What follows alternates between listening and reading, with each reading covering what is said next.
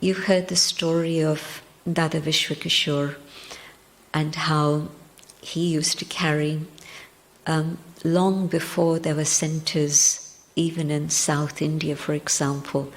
There were only centres in North India and around the middle bit. South India was still green.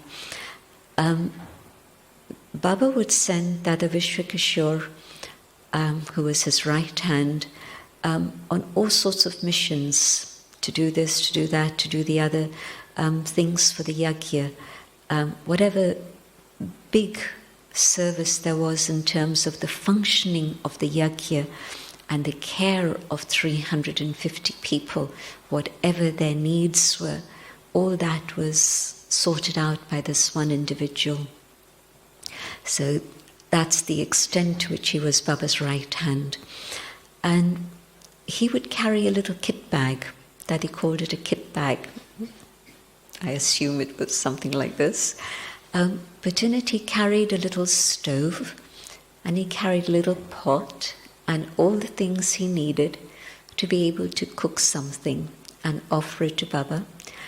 And Indian stations always have waiting rooms, sometimes nice, sometimes not so nice, but what he would do would be to find a nice waiting room that was clean, nice in the sense of clean, and he would get whatever vegetables he needed, and he always carried a little bit of rice, a little bit of this and that, and he would cook right there at the station, and he would offer bhog, and he would then have it.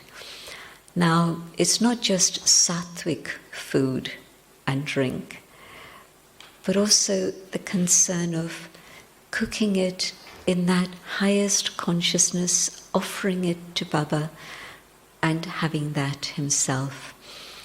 And I know that now we have many new children who've taken birth since since COVID, so most Gyan on Zoom, and now some of you I'm seeing here personally.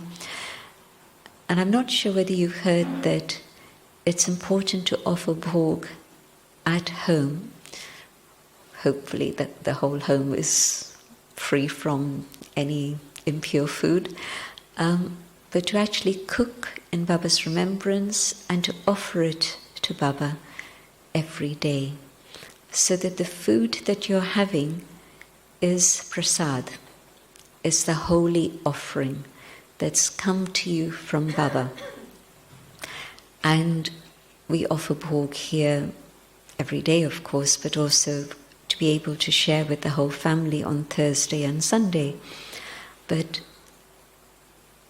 that whole system has physically kept us safe from any impurities.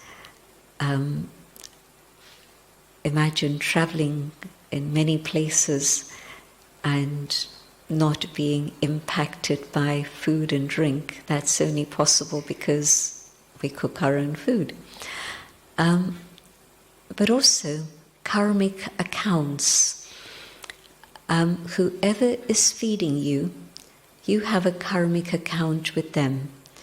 Not here, because it's food that's been offered to Baba, and so what you're having is Baba's food, it's from Baba, so you don't have any, I don't have any karma with you, you don't have any karma with me. But generally, where there isn't that whole awareness of cooking and offering and so on, it's huge, huge karma. Now, just one example of how huge that karma is.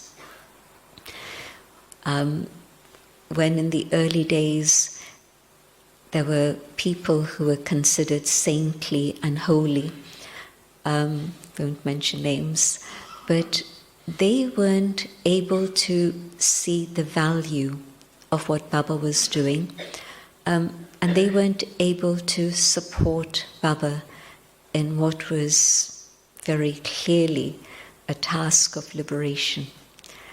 A huge liberation at that time.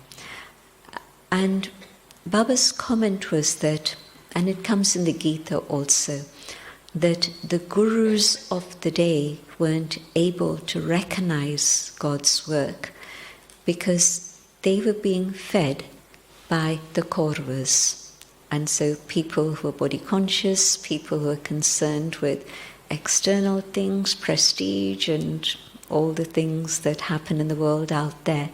So their food was coming from the Kauravas, and so they were impacted by them also. Now that's the extent to which food has an influence, not just on the level of consciousness, yes, definitely, but also on the level of karma. And so the dharana that we have in terms of offering bhog to Baba is finishing that karma. Whoever brings the food, it's for Baba, it's offered to Baba, and then it's shared. So no personal karma. And at home, again, yes, it's a family staying together, and of course, family is intimate, and so lots of karma there. And some of you sometimes come and talk about it. I must have huge karma with this individual. And it's true. How many births karma? Don't know. But where it's very deep, very intense, it's maybe not just the karma of this one birth, but the soul brought karma with itself. And how many past births karma is it that I have in this family situation? Who knows? But the point that if food in a home is cooked in Baba's remembrance, offered to Baba, we're not just settling the karma of the past, but we're actually offering souls the opportunity of coming closer to Baba through good food.